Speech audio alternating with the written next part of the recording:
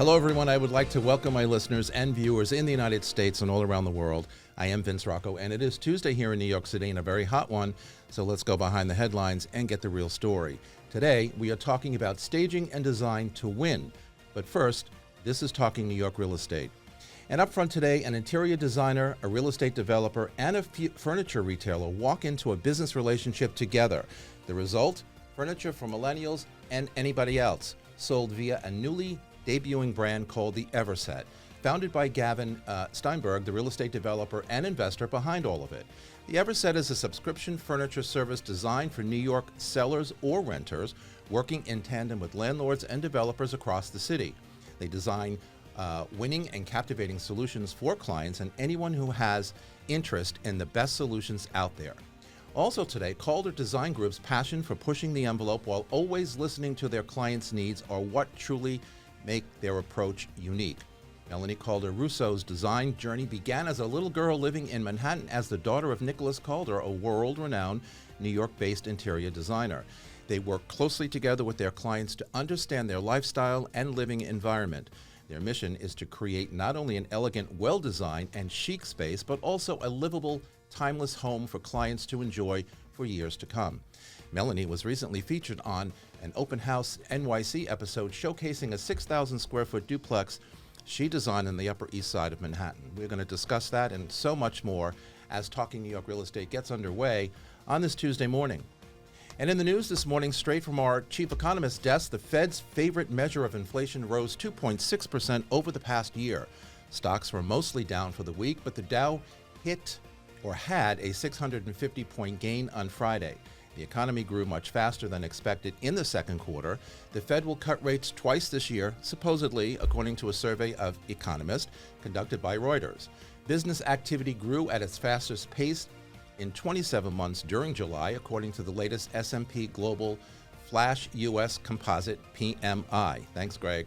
Existing home sales fell 5.4% in June. New home sales dropped to a 7-month low. Mortgage demand is declining as buyers are waiting for lower rates, and the average 30-year mortgage rate ticked up this week to 6.78%. Harlem's first ever Trader Joe's opened last week. The store is located at 123 West 125th Street, part of a mixed-use development with office space, retail, affordable housing, the headquarters of the National Urban League, and a new museum dedicated to the civil rights movement. The second priciest single-family home ever sold in Brooklyn has officially closed. The Anglo-Italianate 5-bedroom townhouse at Warden Sidney Place in Brooklyn Heights sold for $22.1 million.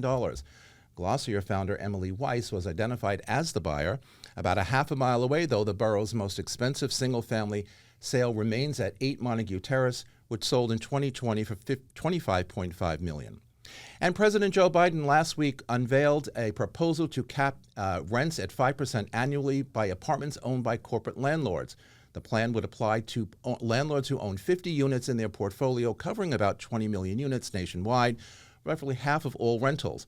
The legislation requires approval, including the Republican-controlled House, to move forward. And a series of colorful lanterns are now sparkling above Broadway as part of a new public art installation in Midtown. The Garment District Alliance last week unveiled New Start, New Hope, an exhibition featuring 135 colorful lanterns illuminating 3 plazas between 36th and 39th Streets. Created by the local artist Zen Song, the installation adds brightness and a sense of calm to one of the city's busiest areas. And finally, reservations are now open for the summer 2024 New York City Restaurant Week. Restaurant Week hit the 5 boroughs on July 22nd and runs through August 18th, with some restaurants extending the menu through the beginning of September. Participating establishments will offer 2-course lunches and 3-course dinners, starting at $30, $45, or $60. And with me today, I'm Matthew Leone, Chief Marketing Officer from Brown Harris Stevens, Gavin Steinberg, co-founder and CEO of the Everset, Anna Kahn from Brown Harris Stevens, and Melanie Calder Russo from the Calder Design Group. This beautiful set here at Studio 1873 is brought to you by the Everset. The Everset provides full-service staging and furniture rental solutions in the New York area.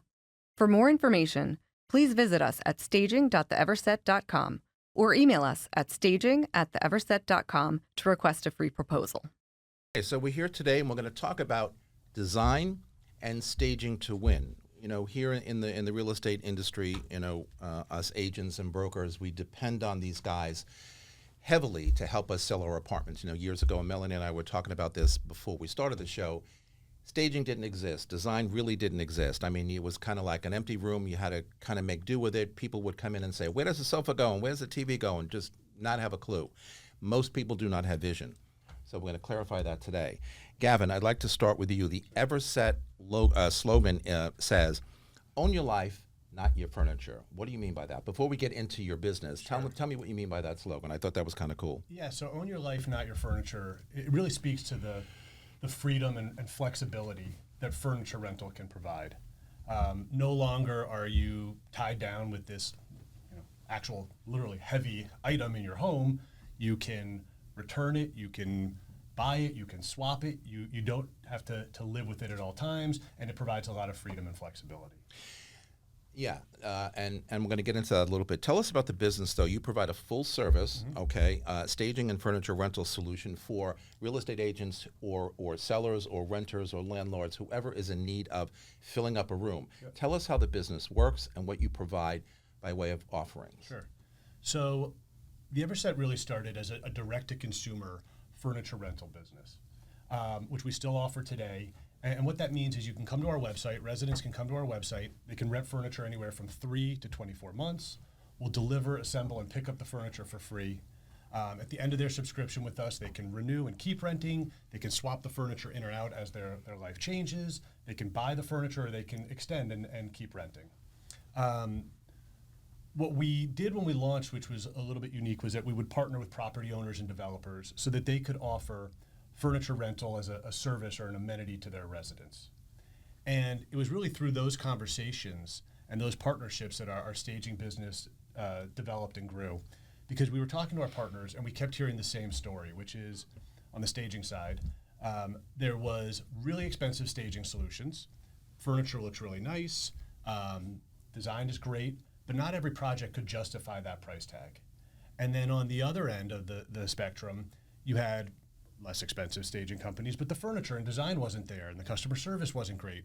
Or maybe the worst case scenarios often we heard was, they do it themselves and they end up with a warehouse full of furniture that they don't know what to do with. And there was very little in the middle. And we filled that hole really well. And so that's what we're really good at. We're affordable without sacrificing style or design. Well, that's what I was going to ask you. You're very affordable, compared to others, but you don't sacrifice anything else. Design, that's the goal. Style. But how do you really do that? Because nothing in this business is cheap, right? So my partner and co-founder, Jonathan Matrani, came from the furniture industry, 20 years of furniture experience. We're really good at sourcing affordable furniture that still looks really good. And then we have a great design team who's led by Elizabeth Lockery, who does a great job kind of putting it all together. And I think it's doable. It's just that the other companies out there were really focusing on either the higher end or the lower end, and they weren't taking advantage of the middle. What do you do with furniture that comes back after, however long it's been rented and it's kind of like not in great shape, it's a little damaged? How do you recycle that, or do you? Yeah, so when furniture comes back and it's done with its useful life, we have a partnership with Habitat for Humanity. So we can donate our furniture to them and they will sell it in their restores. Those proceeds go to building affordable housing. And so it really kind of brings it full cycle. It keeps the furniture out of landfills, it helps build affordable housing. That's incredible. And it's a great partnership that we're really pleased to be a part of. Melanie, on the other hand, you're an interior designer, and you're very into design, very into making homes, rooms look spectacular after a sale or after somebody rents. Tell us a little bit about your business, where you got started, how you got started. We talked a little bit about that in the intro, but give us a little background as to how your business actually got started. Sure. So my father, Nicholas Calder, started the business in 1971. So he started from nothing and grew this wonderful, brilliant business. He has an amazing eye for design. And as a little girl, I used to go with him on installations and meet clients with him, and it was very, very cool. But I'm an only child, and I didn't want the legacy to end when my dad decided to retire. And when I was about 23, I said, "Hey, Daddy, let me join." And he was a little skeptical. He was scared, but it was like magic. We worked together really well. You know, it's like you and I talked about before the show. You know, a lot of people, and this is my opinion, okay, so no offense meant it out there, but a lot of people have no vision. And a lot of people don't have any taste. And a lot of people can't put vision and taste or anything together, right? How did you acquire yours? Because I can say I'm going to be an interior designer and fail miserably because I don't have that, you know, touch. How do you do that? Where did it come from? Yeah, you watched your dad, and yeah, he was very, very successful and renowned, but you have to have something in you. What was that? Well, part of it, I think a little bit's in your blood. I think you have it. But I always had a knack for fashion. I went to NYU, studied journalism, and wanted to pursue fashion journalism. But I graduated right after 9/11, and the job market was super scarce, and I wasn't finding the niche I wanted to be in. So I started thinking about, okay, if it's not fashion, what other creative industry? And I think fashion and design go really hand in hand, interiors. And so I said, let me see how this works. And I wanted to go to design school. And my dad just said, the only way you're going to learn is to do it. And he handed me a set of plans and a scale rule. And that was that. Matt, let me ask you, okay, you know, in our business, in the real estate industry, you know, staging, design, it's considered crucial to be competitive in our marketplace. You talk to a lot of agents, I talk to a lot of agents. What from your perspective is the most important aspect of staging or design and you know, the success that can come from it? Well, I think the most important aspect is understanding your budgetary restrictions and what your likely return will be from putting in that investment. And what we found, and we've been tracking this for about 5-6 years, is that you're probably getting a little bit above a 3% return on your investment. Like it, before and after staging, it's probably increasing the value of whatever you put on and sell by 3%. So if you have, let's say, a $2 million home, you should probably consider your budget at like $60,000 and under for staging to get a proper return. You don't want to overstage and not get that return, because then it becomes, you know, an expense. And so number one is budget, I think, is very important. I think the number two thing is that before we talk staging, I think everyone needs to talk decluttering. So like I think decluttering is number one, is that for someone to walk into something that feels messy and doesn't feel welcoming is you have a strike against you the second someone walks through the door. So let's declutter, let's remove as much from it as possible, and then let's do minimal staging. And I think the advantage, we have a great brand partnership with the Everset, and the reason why we enjoyed working with them so much is because their staging is, you're going to get more for less, and you're also going to get more likely a minimalist design. And I appreciate that, because I don't want something to be sort of overshadowing the home, something that is just bold and in your face. I don't know if that's the job of staging. I think the job of staging is to give them a vision of what that room could be, and then you make it your own style. So don't overshadow the home itself. Don't become too bold, where it's very niche to what audience might like and enjoy that. Right. So I think those are, you know, sort of the steps that I would follow. And again, if you stage, you're going to get probably, you're going to close 70% faster. And we found that as well, is that you close a lot quicker. And for all those co-ops out there that are sitting because they are out of date and they're stale and they're not moving and they haven't been updated in 30 years, like that's why you're sitting. It's probably partially the price, but it's more to do with today's buyer, Gen Z and millennials. they're not interested in that. They need to be spoken to. They need to see something that they could see themselves in before they walk in the door. And I think that's very important as well, Vince. Well said. I mean, Melanie and I were talking about that before the show, and decluttering is a major concern because we've all walked in as agents and said, look, you can't, and I told you the story earlier, I can't sell this like this. Way too much furniture. Cluttered is the right word. You had to walk sideways to get around sofa and chair and table and whatever. Gavin, so, when people come to you and ask you to stage, okay, Matt's point about decluttering is so right on. Do you deal with that at all, and do you sometimes say get rid of all of it and start again? Because I have done that. Yeah, typically we're starting from zero, and we do get clients who come and say, hey, I have some furniture, I'd like to keep this. Can we work around it? And we usually recommend that they take everything out and let us start from zero, because when you're trying to mix and match something that they love because they've had it for 20 years, it just doesn't work as well. And so, staging, you're going to see a great return. But I think there's other things like cluttering or that first impression of, are the windows clean? What's the temperature in the apartment? Is it too hot? Is there a weird smell? Like, there's so many things you can do that are free. And then obviously, we think staging is the biggest return and makes the most impact. I'm fighting with a seller as we speak. Every time I go and show the apartment, he goes to work all day long and he turns the air conditioning off. And I'm like, you can't do that. Okay, I walk in at 2 o'clock in the afternoon and it's 95 degrees outside. Right. And the first impression is, does this place have air conditioning? Yeah. Right. Or there's something wrong. There's something. There's always something wrong. Yeah. Always something wrong. Always something up. Melanie, you do a lot of new developments, and we talked about this earlier as well. So, and I do also, and I remember back in, I'm going to date myself, 2006, 2007, when I talked to my first developer about the need for staging.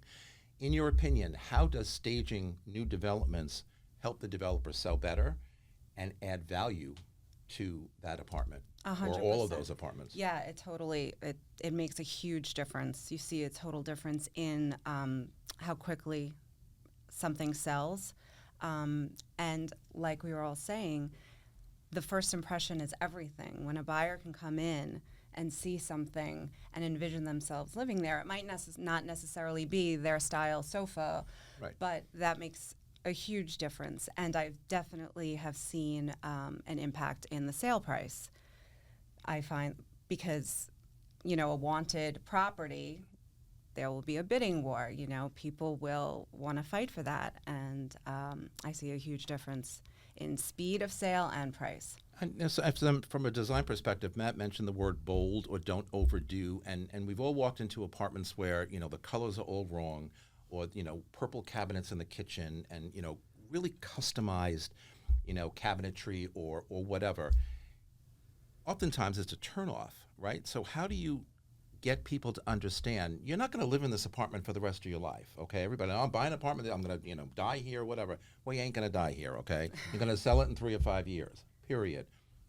How do you get them? Because I've had conversations with sellers. You can't do that. I mean, I know you like the color red, but you can't have a red room. First of all, it makes it too small and feel cluttered. What kind of conversations ensue in your world when sellers or now new property owners say, I want to do this and I want to do that, and you clearly don't agree with that for all the right reasons? Well, when it comes to a seller, for the staging purposes, it's always better to go with more of a universal design, something that will not offend anyone with color or pattern too bold. You want it to have great style, which you can do with textures and adding in some color, but it's better not to have somebody walk in and it be super jarring. I mean, I walked into a house. My sister was looking for a house, I don't know, a year or two ago, up in Westchester, and the cabinets in the kitchen were red. The walls were green. And I looked at the agent and I said, is it Christmas? And you know what she said? Oh, they happen to like the colors of Christmas. How are you going to sell a house? Really? Well, on the interior design end of that, there are times where somebody buys a property and I'm hired to design it. If they are bold, if that client is bold, and they want a red kitchen. We've actually done a red kitchen. Look, you have to do what your The client walls weren't wants. green. I couldn't even imagine what it looked like. I mean, what it would, the vision in this person's head when you looked at they were green, Christmas green, and the cabinets were fire engine red. And I can't even remember. I just walked out of the room and my sister said, "Where you going?" I said, "I can't stay here. I can't look at this. Right.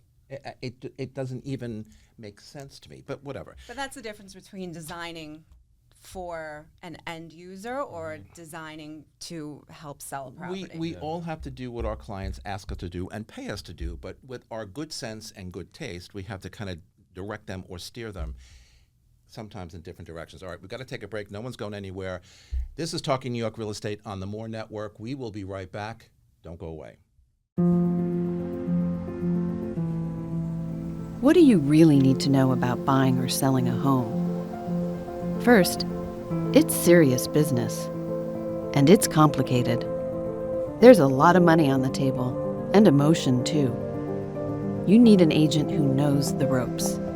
So, whether you're buying or selling your home, work with professionals who have a mastery of the craft. We're rolling.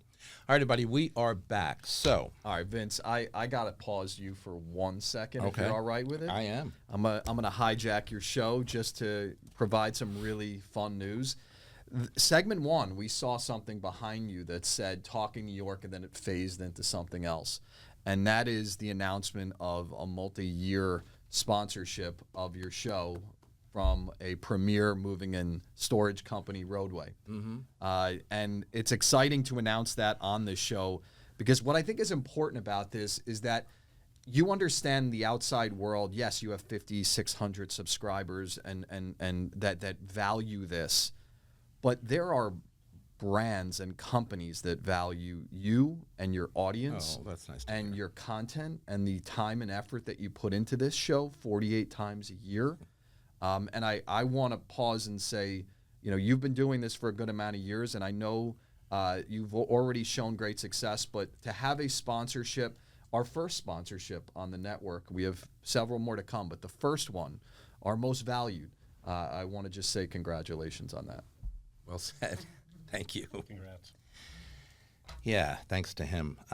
But thanks to Roadway, because they are a great company, and it's nice to know that people are paying attention and listening and watching and whatever. Anyway, let's get back to what we were talking about before the break. So, bold colors, flashy furniture from a staging perspective. Okay, let's say the room is empty or the apartment is empty, and an agent comes to you and says, "Hey, listen, so I want to do this and I want to do that."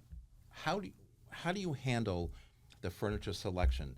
I think Matt said earlier, you kind of keep it simple, sleek, not overcrowded. But do you find sometimes, you bump into people who say, no, I want a little more, or I really want a bigger sofa. We were talking about it before the show. These sectional sofas sometimes in 2x4 living rooms. What are you thinking about? Yeah. You got to jump over things to get to the other side of the room, right? Yep. So how do you stage smartly? Sure. So I think the first thing we do is kind of look at the apartment and the neighborhood. Is it an industrial loft? Is it very modern? And so we're going to start from kind of there and pull furniture that we think makes sense. Obviously, we're going to give our recommendations on what's the right size, what's the right look. Sometimes we do get pushback, and someone puts their foot down and says, "No, I really want this," and we'll work with them and we'll try and guide them in the right direction. But we might end up with something that we don't necessarily agree with. But it's their home in the end, and oftentimes we'll But what is work the with right that. look? I mean, because you're in the business, Melanie's in the business, Sure. you do this all the time, you do it every day. We all are experts in what we do. What is the right look? I think we're trying to create that emotional connection with a buyer who's coming in or a renter, right? And so we want someone to walk in and say, "Wow, this is amazing. I want to live here." And you can't go too bold, like you were saying before, because it could kind of push people away. And you don't want it to be boring either. So it's something in the middle where it looks really sleek, modern, clean, but does kind of create that emotional reaction of, this is something I can see myself living in. Matt, you said earlier, I think if I get the percentage right, a 3% uptick on the value of something when it's staged or designed and put out there on the market for it. How do we have any statistics or numbers that say, hey, because this was staged, because this was designed, properly, whatever, it's sold in 2 weeks or it's sold in 1 month, whatever? Is there a number or a statistic? Yeah, I mean, the stat of 70% faster staging versus non-stage. Now, I that stat is also empty versus having furniture in it as well. So I think it's very important to consider not presenting a home empty. I think it's important to show, okay, this could be both a dining room and a living room. This could, be a guest room. This is big enough for a bed. Like these types of vision are important when someone's walking in, because they're looking at dozens of homes. There's something that likely has what they're looking for right in front of their face without them having to visualize it. I understood, I was talking to a stager a couple months ago, and they told me that they're like 10% of buyers have vision. And I would say maybe less. Yeah, like and they were saying how literally no one walks in the door and could see something for what it is. No. So anything that you could do to provide them with vision is important. Like, to get them in the door, sometimes virtual staging could help you do that. We're now delving into augmented reality and virtual reality for giving them that virtual vision of what the home could look like. But when all said and done, the people that talk about virtual staging, the people that talk about VR, AR, everyone says the same thing, is that you still got to kick the tires. And if you don't see it in front of your face, no one believes it. So you still got to get over that hump, and that's an incredible hump to get over. And that's why I see traditional staging as honestly an essential expense. And if you have brokerages that could actually have programs that pay for the cost up front for staging, and then the client pays for it at the closing table, like Brown Harris Stevens does, we do that a lot with our clients, and it's a no-brainer. Just cover it at the close. But don't you think, I agree with that also, but don't you think, though, that sometimes, even if we're going to give them the money up front, get it all done, and then they get it, pay us back at the closing table, it seems like a win-win, a no-brainer, right? But aren't there people who sit back and say, but what's wrong with my house? My house is perfect. I don't need to do anything, declutter.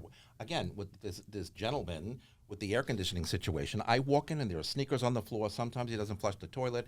And I say to him all the time, I get that you're a young guy, okay? Clean up your act, okay? Because I got to sell this. Are you kidding me? Yeah. So everybody thinks, he says, was it messy when that way? Well, you're asking me if it was messy. You live here, Vince. The business answer of that is that if you walked into a doctor's office and told the doctor, "Well, I think I don't need surgery," that's not your job.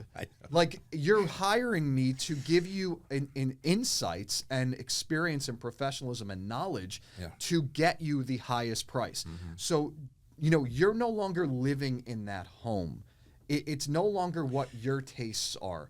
It's the taste of the largest buyer pool possible to get as many offers in there to raise the price of that home, and you will close at the best price. That's the goal here. It's not like a designer showcasing your style. It's not about that. We're not rating you. We're only buying the home.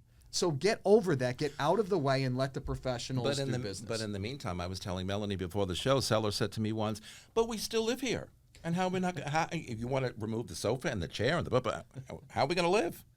You'll figure it out. Yeah, I think that, it's very hard for a seller. They have that, personal connection. Oh, of course. And, it's hard for them, but to speak to what you were saying, you're hiring a professional. You have to listen to their opinion and sort of.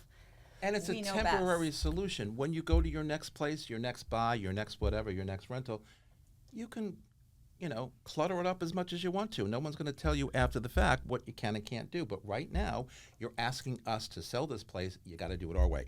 We talked earlier before the show also about smaller spaces. If they're designed properly or staged properly, they show bigger. Explain that, Melanie, because a lot of people don't get a small space and they can't visualize it being any bigger.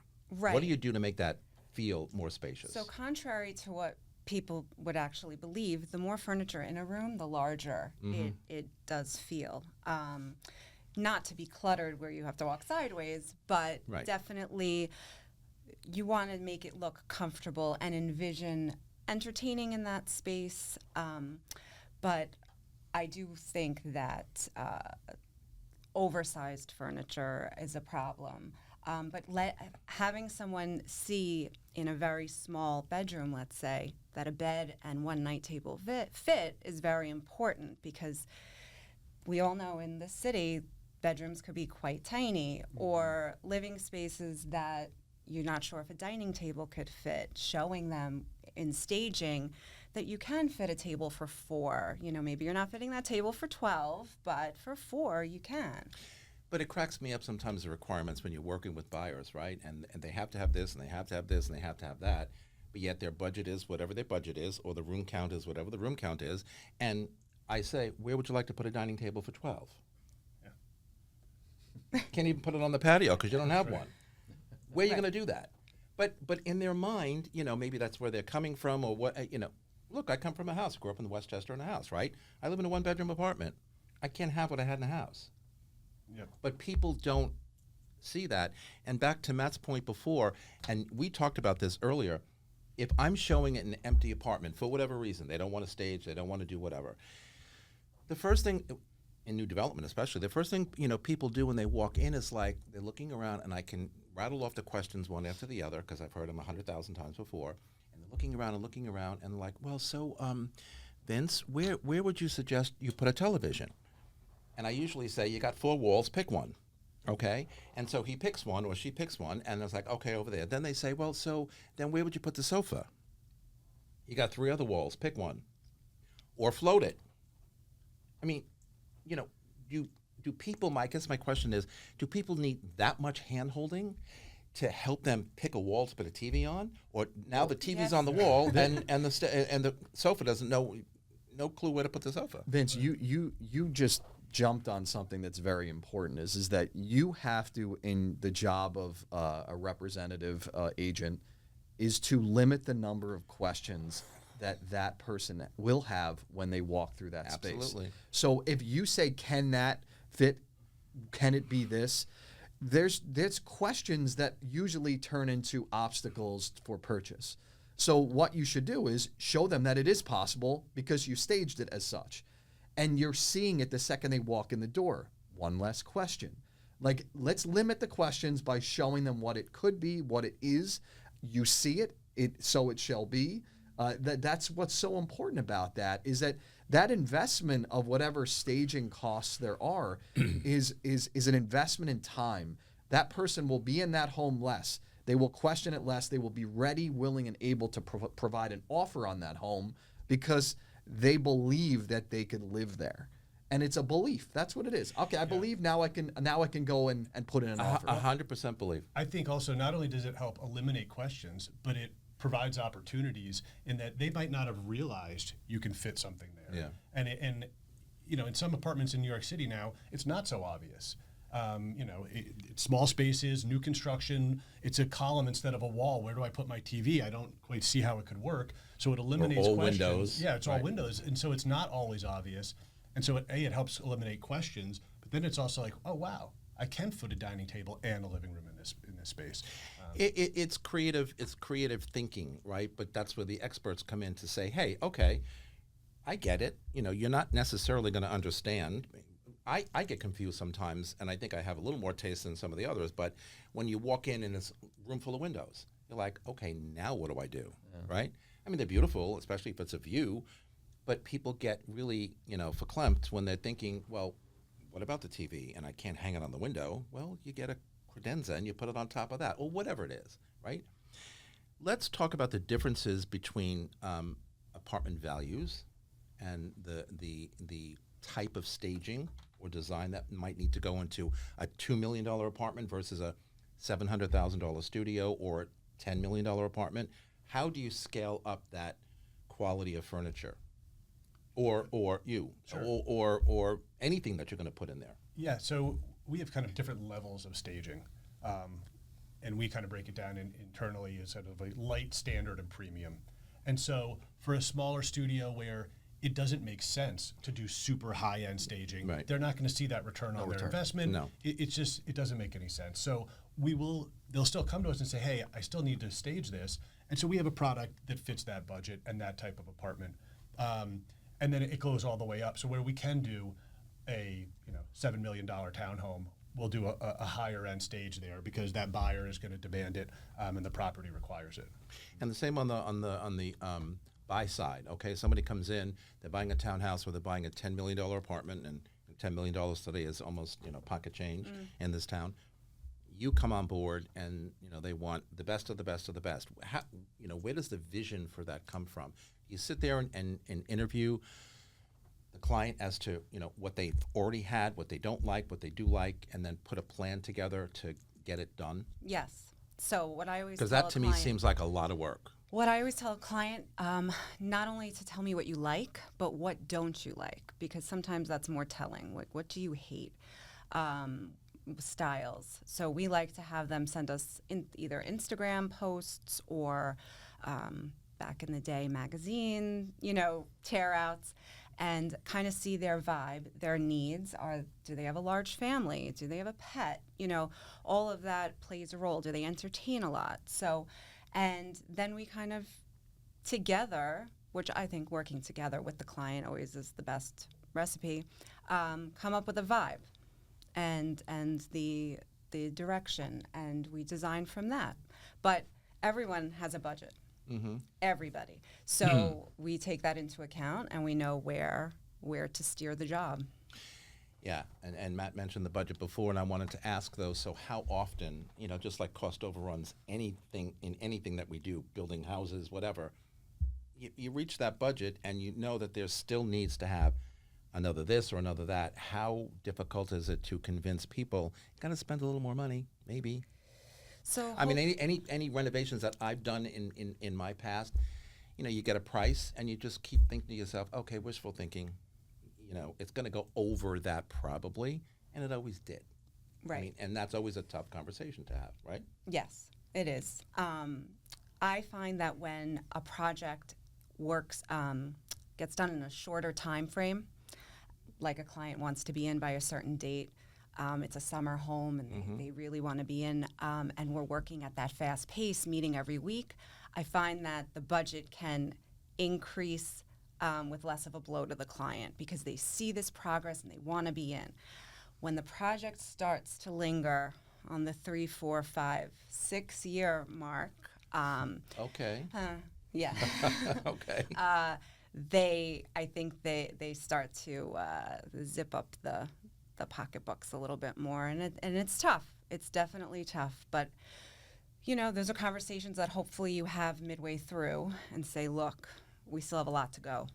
Look, just like we say in the real estate side of this business, it's all emotional. Okay? There isn't a buyer out there, a seller out there, a renter out there that doesn't approach a transaction without emotion. And oftentimes, great emotion, okay? I don't look like this on purpose because people can drive you insane with all kinds of drama, right? I can only imagine on the staging side and on the design side, you get to see all of that emotion, right? Every decision is an emotional decision. And if people are like some of the people I know, immediate family, who can't decide how to get out of a box, not even a week's worth of thinking how to get out of that box, I often think, well, how are you going to do this? How are you going to buy something? How are you then going to agree to stage it or design it when they can't? They just can't. But yet they're stubborn enough to think, well, but I know everything, or, when I make my decision, you'll all know about it. What about that an emotional connection? Again, in our business, I think every avenue we've got to step over an emotion. Here and on my side of the fence, attorneys, buyers, sellers, mortgage brokers, you name it. Everybody's got a different something about everything. How do you work through that? When you know maybe that you're right, but yet... Unfortunately, sometimes you have to let them win, unfortunately. No, they're paying the bill, right? Correct. At the end of the day, it's their home, it's their money. You could try your hardest, give your expertise, give your opinion, explain why it needs to be a certain way or why I'm having a situation right now regarding a carpet for a room, and we feel that should be this one carpet, and the client won't budge. They want this other carpet, and we do not feel it is the right, the right fit. But at the end of the day, the guy's going to buy what he's going to buy. And even when we say most people don't have vision and they should be relying on the experts to, bring it all together for them, we still always have a problem. We're going to take another break. When we come back, we're going to talk about virtual staging and photography and why all of this is so important. This is Talking New York Real Estate on the More Network. We will be right back. Okay, everybody, we're back. So, before the break, I mentioned photography and virtual tours. Matt, explain to our listeners and our viewers the importance of virtual tours, which is not as old as photography or video. It's, 10 years or whatever, but very important in the whole process. And with help from these guys, the product that we put out there is slick and awesome sometimes. Explain to us what that is. Or why it's important. I think what's important is there's a couple things, and you're talking about like the sort of that Matterport 3 walkthrough. Yep. What it allows the buyer to do is do a virtual like open house walkthrough of the home in the comfort of their own home, seeing every inch of the home. They also have these new features inside the tours that will allow you to have a measuring tool. So we were talking before about, can this fit in there? You can go and look at the measurements of the walls and the height of the ceilings and see if what you have could work there. So again, limiting questions. There's technology as much as expertise of stagers. There's technology that would help limit the questions for when they walk through the door. I think there's great advantage to that. I think listing aggregators also see the great advantage of these products because they're taking listings that have those associated with it and moving it to the top of search results because they want to keep the end user on their site longer. So it's a double win, in my opinion, for agents to consider that, is that it allows someone to have limited questions when they walk through the door. It will also allow your home to get more views, which I think is very important as well. So I think that transparency is a lost art in our world of real estate, and it should be taken more seriously, especially in a market that we're in right now where there's a lot of discerning buyers out there, as discerning as ever. And we want to make sure that we can get them over the various humps that they have in their buying experience. And I think technology allows you to do that. Correct. During the COVID pandemic, when we were not allowed to go and show anything, I sold one apartment and I rented 2 apartments, all 3 of them pretty high end, from virtual tours and video and photography. So, the naysayers will say, oh, well, it's too expensive, but it's worth it in times like that. But how does photography help you guys in your business? I mean, when I post on social media, I always will acknowledge my photographer, a stager if I'm using a stager, or an interior designer, because in my opinion, it's not just about me or my listing, it's about the people behind the scenes who make all of this happen. Yeah. How do you have any, proof of that working for you? Where people mention you in posts, or where photography really shows your furniture in the best light possible? Sure. I think, we definitely have partners who mention us in posts and we work with closely. But I think, if the goal is you're trying to rent an apartment or sell an apartment, and the 2 biggest drivers there are either price and then marketing and branding. And how are you going to draw attention to that product? And staging, photography, virtual tours, all of these tools are things that agents are using and driving attention to the property. And so photography is a huge piece of that for us because it lets everyone see what we've done, see what the apartment looks like, obviously, and is another way to drive people to the listing. I mean, listen, today is National Cheesecake Day. So I posted this morning, National Cheesecake Day, and I tagged a restaurant on the Upper West Side that I go to all the time that has the best cheesecake in the world. And so when I go back to my social media after the show, I'm hoping I get an invitation from them to come and have free cheesecake again. Because every time I do that, they invite me. Yep. I pay for my dinner, but give me my free cheesecake. Perfectly But fine. not only And I don't that- even eat cheesecake. I mean, I like it, but I don't eat it because I can't, Not only that, I find when you photograph a space for in my business, and you start tagging everyone involved in that photograph, all of the furniture manufacturers, the contractor, the realtor, whatever the case may be, I find that all of a sudden I'll get a slew of requests for following from it, and it'll just grow and grow and grow. And the more that you can get your business out there.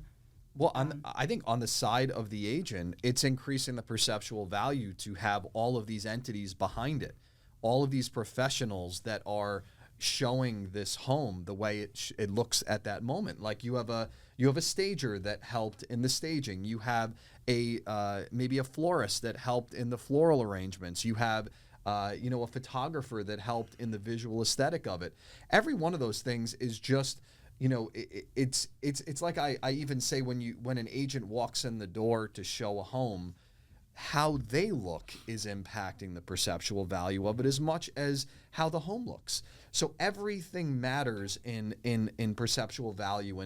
And on top of that, you were bringing up something important is that if you're going to share something on social media, something that's very important is that you reach as large of an audience as possible. And if you're tagging and if you're mentioning, you're going to be showing up inside of their ecosystem and the people that follow them as much as those who follow you.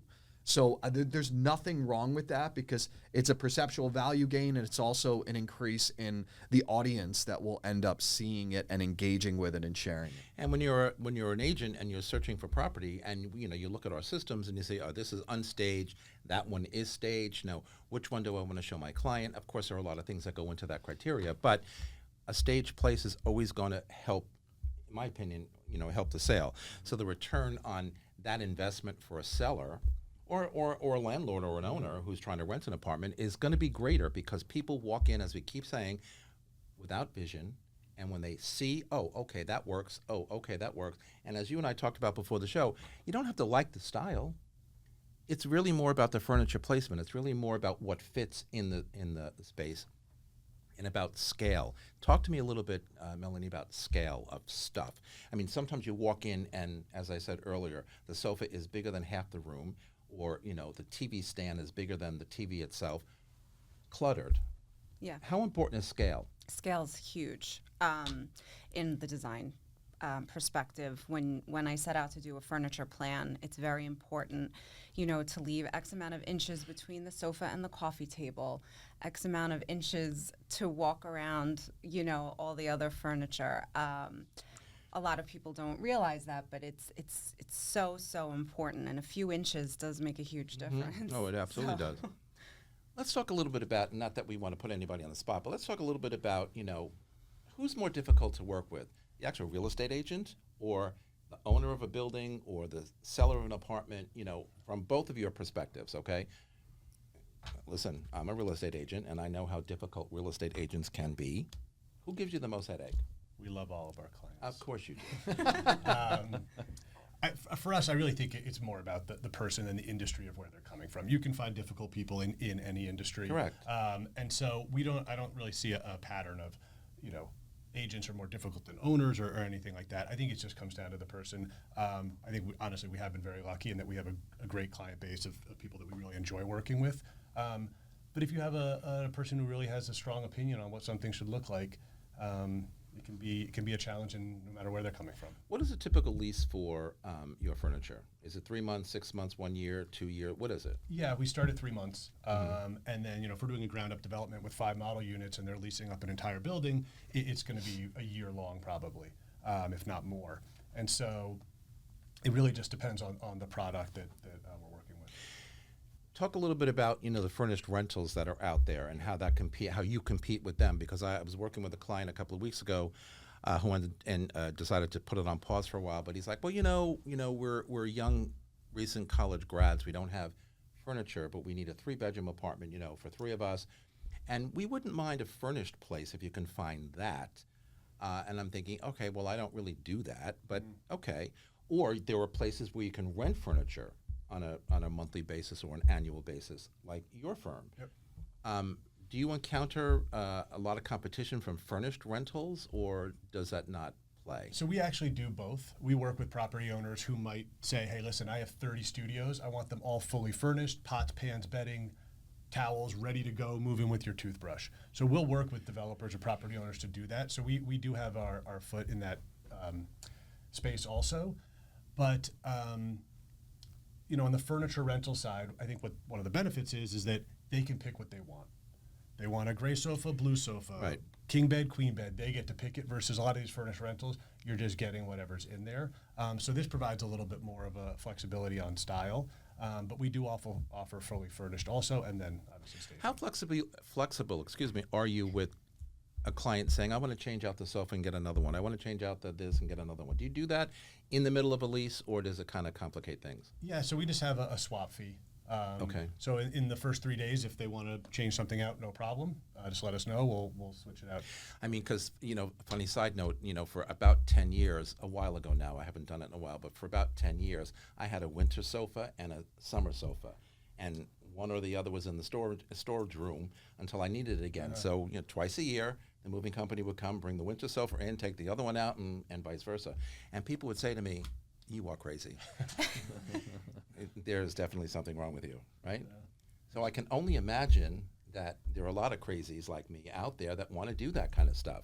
Do you see that on your end of the spectrum? No, that's actually the first time I heard that. Believe it or not. They were two wonderful sofas. I just couldn't decide which one I liked better. And the room could not accommodate more than one. Oh, so I changed it out. It's very interesting to me. Yeah. Change it out. I love it. Yeah. Okay. It's like I mean, that'd be sweaters. great for me because a client would buy 2 sofas. And then, Correct. you know. Look, you put it in a nice storeroom, wrap it all up. One was leather, one was fabric. It was fabric for the wintertime and leather for the summertime. It was absolutely perfect. And everybody noticed every time I changed. Did you Must get new be summer. furniture? It must be. Whatever. The changing of the leaves and the changing of The changing of the Vince everything. couch. Absolutely. And color coordinated for the season. In your spec homes that you build out west, do you also stage those before you put them on the market to sell, or do you not? Yeah, actually, that's a little bit of where the Everset started was Okay. building homes in Utah. We would sell them fully furnished. And so primarily second homes. Oh, sell them fully furnished? Yeah. Okay. So primarily it's second homes. People want to move in and enjoy it right away. So we would furnish the home. And then I came from real estate and kind of seeing that out there and then looking at the New York market, furniture rental made a lot of sense here. Melanie, tell us a little bit about why people need to consider interior design when they buy something, after they buy something. Obviously, the return on investment for them when they go and sell it is, it adds value to, as Matt said before, you walk into a place that's pleasing to look at. Tell us how important that is in your business, on your side of the fence in interior design, versus just saying, hey, live how you live and it is what it is. Well, there are people out there that want a very beautiful space. They want to live in a very beautiful home with unique touches, and they can't do that on their own. They don't maybe have the vision or the wherewithal or to know where to start. So we're the guiding force that comes in and have the vision. Perhaps we're putting a floating wall in. Perhaps we're, like you were saying about floor-to-ceiling windows. Maybe we need a hydraulic TV unit in this room. Things like that. Just giving them an extra special touch. I don't think everyone has the knack. Certainly people do, but if you want something really special and different, Talk a little bit about ceiling height. I do a lot of new development stuff, and when buyers come in and they're looking around and they're checking out rooms and stuff, aside from the room dimension, which a lot of new developments are not very large rooms, but big enough, but a lot of people are more concerned about ceiling height. Why is that? And do you encounter that in your business? Or is it just it is what it is? I actually went to go touring apartments with one of my clients in a new development building, and we were looking at a few different units, and one of them had very low ceilings, and the other unit had these grand, beautiful ceilings, and it's like, come on, let's do. And we met somewhere in the middle. He didn't go with the low ceilings or the high, but they, it just especially in a smaller apartment, higher ceilings give the feeling that it's a larger space. I get that question whether I'm selling new development or whether I'm selling a resale. Everybody comes in, aside from what's the square footage, which is the million-dollar question that everybody asks, without even saying hello. What's the square footage? Like, why do you care? Okay? Just, it's a visual thing. Look around. You never win that argument. The second question is, how tall are the ceilings? I mean, I've heard stories where artwork is important, and some artwork is 8 feet, 9 feet tall, so you want at least an 11 or 12-foot ceiling. I get that. But, and so you look at places accordingly. But, you know, those two things really, from a design perspective, and, you know, especially when they start asking about square footage, I'm like, okay, can't you just make this a visual thing? You know, like they go to the window and look outside. What's happening out there? Nothing. It's a sidewalk or a street. Well, square footage, I feel like, really depends on how the apartment's laid out. That's why I call it a visual thing. Yeah. It's the way the apartment is laid out. If it works for you, if the flow works for you, the amount of whatever it is, closets, okay. But if you tell them it's 1,300 feet and they're like, I need 1,350 square feet, and out the door they run. Where are you going to get the other 50 square feet? You In the bathroom? You can have a great 1,500 square feet that's laid out really well and it feels terrific, or it could exactly. be tough. Exactly. Yeah. All right, we're coming right back after this commercial break with my thoughts for the week. This is the Moore Network and Talking New York Real Estate. Don't go anywhere. All right, everybody, we are back with my closing thoughts for the week. In the highly competitive New York City real estate market, staging and design is of paramount importance. It creates a powerful first impression, helping potential buyers or renters visualize themselves in a space and highlighting the property's best features while minimizing any drawbacks. Given the typically smaller living spaces in New York City, staging maximizes the perceived size and functionality of rooms. This strategic presentation not only speeds up sales or rentals, but also often results in higher prices, making the investment in staging highly cost-effective. Neutralizing the space, staging, and design appeals to a broader audience, enhancing the quality of listing photos and virtual tours, and setting the property apart from others. Ultimately, staging helps forge an emotional connection between the buyer and the property, facilitating a faster and more profitable sale or rental. And that's our broadcast for today. Thanks so much to my guests for being here on set with me. You can follow me on Facebook, on Threads, Instagram, LinkedIn, or TikTok at Vince Rocco, or my website, thinkvince.com. Einstein once said compound interest is the eighth wonder of the world. He who understands it earns it. He who doesn't pays it. And from all of us here at Talking New York Real Estate and the Moore Network, to all of you all around the world, thanks for spending a part of your day with us, and I will see you next time. Goodbye, everybody.